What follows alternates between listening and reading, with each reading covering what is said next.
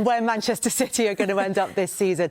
Opta have taken a look at some of the data. Now, obviously, at this early stage of the season, the data is somewhat limited because there are all kinds of variables in terms of how new signings set in. But they've got Manchester City as third favourites with a 19.9% chance. Now, look, to put this into context, last season they had Liverpool at a 5% chance at this stage of the season of winning the title. So, with all of that said, from what you've seen so far in this one game of the Premier League season, what do we think in terms of Manchester City's season? How good can it be? Can they get their hands back on the title? I think $1 million question. Who knows? I mean, we've seen a dominant performance today. I think that percentage has gone up by 1% since what I read yesterday.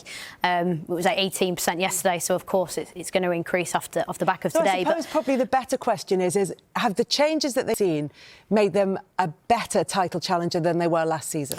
I think it would be safe, and I would agree with that. I think definitely, you know, what they've added to the squad, you know, we spoke about the power of Reinders, obviously Gonzalez coming in, Rodri to come back, which will probably feel like an almost a new signing, knowing what he can do and, you know, the place that he's in when he gets back, we'll see. But I think in terms of the forward line, obviously Marmoush is embedded now within the club. Gonzalez, you know, he was a solid performer today in the midfield. Cherki coming in to sprinkle his magic on games. It's just about the consistency and the dominance of opponents. And Manchester City aren't going to say they're going to win the league. They're going to want the processes to be better than they were at this time last season. And of course, we look at the two teams above on that table there with Arsenal and Liverpool. I mean, the league table could look exactly like that next season. It could be Arsenal at the top. It could be Liverpool second. Who knows?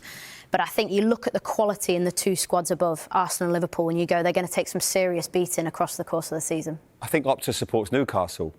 He must have. Do you think that's the most surprising one on there? Well, of course. I mean, they've been in disarray this pre-season. But if we take that as well, it says Newcastle have got a chance of finishing fifth. And at the moment, Alexander Isak is still a Newcastle player. I'm not quite seeing that at the moment. It's been a really hard, tough pre-season for Eddie Howe. I'm not sure how you could quite get to that conclusion at the moment.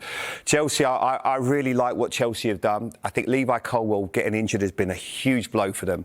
And it probably changes everything because they might have to dip into the transfer market, but with financial fair play, are they able to do that?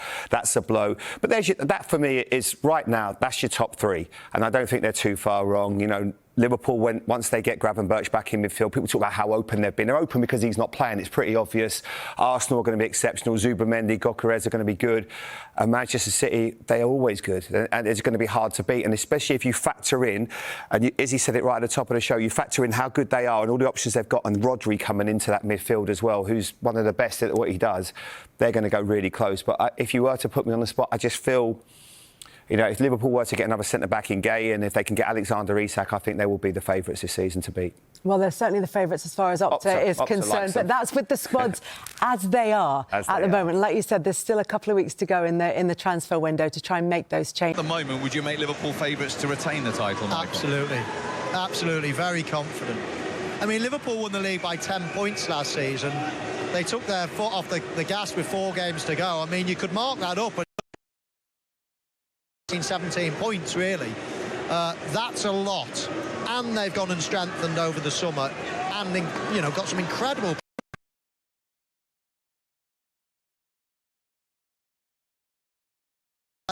really in a midst of change, and this could be almost a new beginning for them, but it might take a bit of time.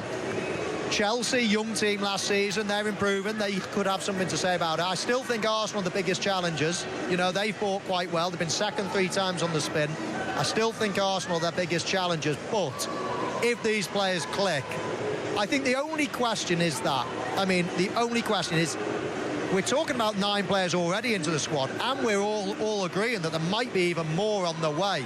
That's a hell of a turnaround in players, and whether they can all gel straight away, that is the only question mark. But in terms of the quality, in terms of the experience, been there, seen it, done it, everybody believes. I mean, Liverpool are absolutely the team to beat this season. Are Arsenal their closest rivals, do you agree? And adding the centre-forward Gyökeres, could that be the missing ingredient? Yeah. I mean, that was the position that everybody focused on. We all got caught up in. They've addressed that. They've got the players who are injured, the Jesus, the Havertz back fit, which will help. I think Zubimendi and Norgard were nice signings, to be honest. And Madueke, as much as what you would read the Arsenal fans were not necessarily enamoured about, I still think that was a good signing because it bolsters the squad. It instantly gives them more experience in case of injuries. That's my only concern of Liverpool when I looked at the squad before. I think the starting 11, if you keep that starting 11, they'll win the league at a canter. But we know that football's not like that, and if you lose one important player to a bad injury, or you lose 2 or 3, then you start to struggle. That's why I still think Liverpool are favourites, yes, and Arsenal and Manchester City will be second and third.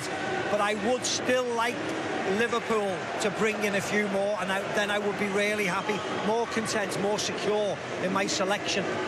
Well, as Premier League fans, we're looking forward to this season because there's so many new faces, new managers. There's been an awful lot of money spent as well, and obviously none more so in terms of spending power.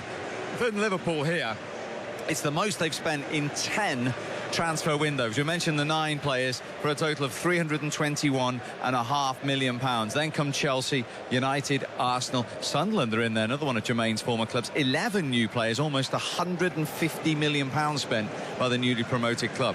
But when you then look at the trading and the player sales as well, the net spend is a very different look about it, because Liverpool have traded well as well with the likes of Tyler Morton and Kwanzaa and Diaz and Nunez. It's Manchester United with the biggest net spend. They haven't recouped anything as yet as we stand here now. Arsenal only £10 million in, and then Liverpool, City and Sunderland. So when you look at that, is the real pressure not necessarily on United as bad as they were last season, Jermaine Defoe, but on Arsenal, we were just talking about. He's been backed again, Mikel Arteta, hugely there.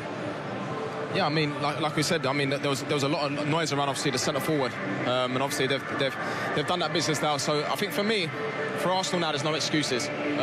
Madueka's a fantastic signing, like Maka said. I think he's sort of like gone under the radar a little bit. I was actually surprised when Chelsea let him go. But yeah, I mean, you know, I think they'll finish fourth, Arsenal. Fourth? I think they'll finish fourth. Spoken like a former true Tottenham striker. I knew he was going to say that. But just seeing Chelsea. So who wins the league for you then? Yeah, I think seeing Chelsea over the summer. Chelsea? Really, I think seeing Chelsea over the summer, they impressed me. I think City obviously not going to have the season they had last season. I think obviously City will be strong. But I think Chelsea will finish third. And for me, I still feel, even with the business that Arsenal have done, I think they'll finish fourth. You said to us before the game, you would know and we would know a lot more about your team and its new signings. What has that performance told us? First half good, second no. So it's normal in this season because we didn't make games, but the attitude and many things was good. But second half we punished them in transition, but they were better in certain moments second half. But it's good to improve. It's good to improve winning 0-4. We talked a lot about the new signings you brought in. How impressed were you today, particularly by those signings that came in, particularly Tijani? No, all of them. The new ones. Tijani is an exceptional player, one of the best players in the Serie A.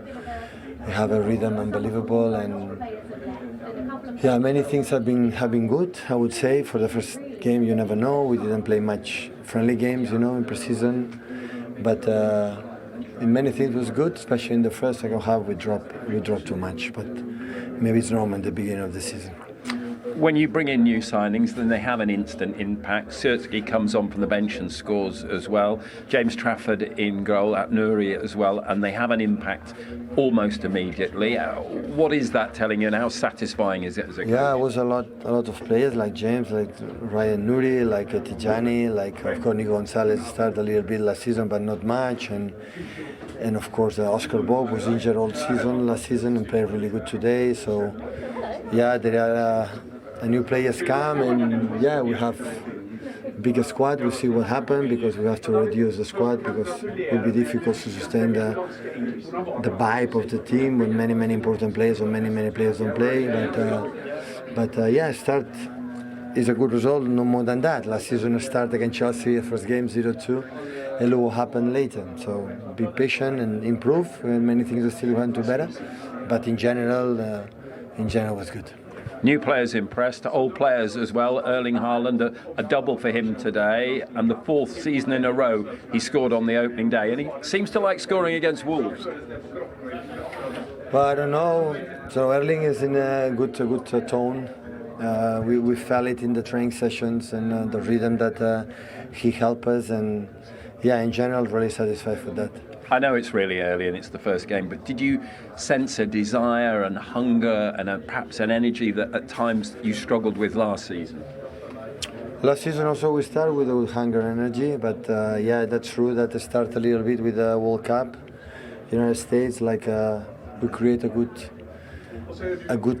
things. Unfortunately, we could not went through because okay, football is like that. But yeah, so I don't have any complaints about how we are behaving, I would say, in the training sessions. But we see it's just the first game, so many points are still to play. One final quick question. You spoke about Edison before the game. You've told us that he's been ill. There are some media reports tonight breaking that there could be interest in him from other clubs. Do you would like to keep him? Is he a big part of your plans? Do you know anything about it, Pep? You are the first information you give me. I don't know. So the club informed me, he informed me, so I don't know anything. Thank you. Thank you.